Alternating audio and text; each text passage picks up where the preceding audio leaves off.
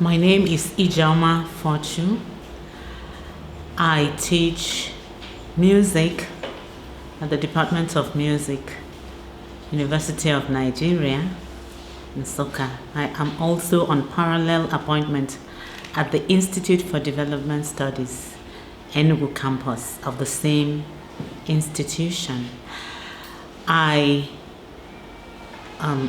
graduated from the University of Nigeria, in which I majored in music, and I came back after having my master's and PhD in other universities to make my impact in my alma mater.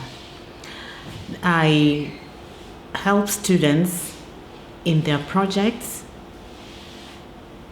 in addition to teaching several African music courses,